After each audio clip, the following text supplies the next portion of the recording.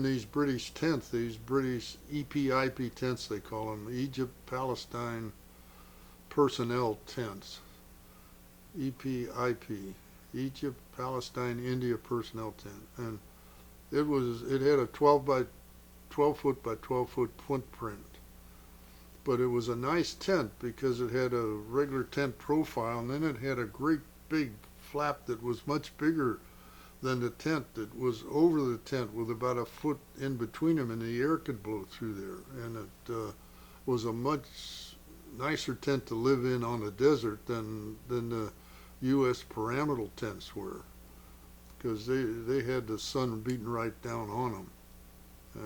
But so we liked those tents, and as I told you, because the sides of those tents were only about a foot high, we would dig a pit 12 feet by 12 feet, the size of the tent, and put that dirt into sandbags, and then line them up around the outside of the tent, pitch the tent on top of that, and instead of having a 1 foot sidewall, then we had about a 4 foot sidewall, and the five men that had to live in that tent could get their cots right up against the side of the tent, and that was very nice.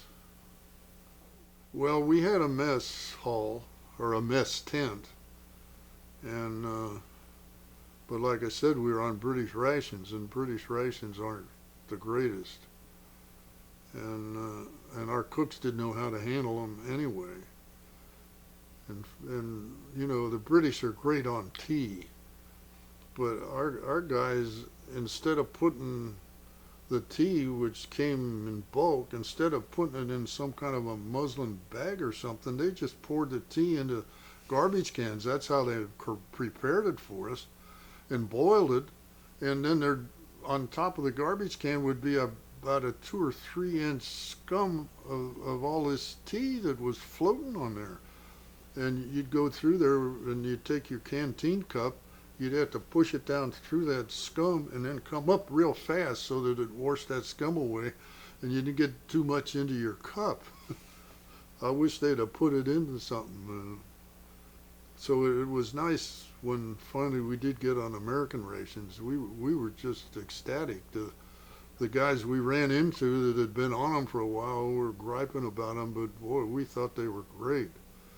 And when we got them, we thought we were in heaven. And you mentioned the British rations being not very good. What kind of food were they?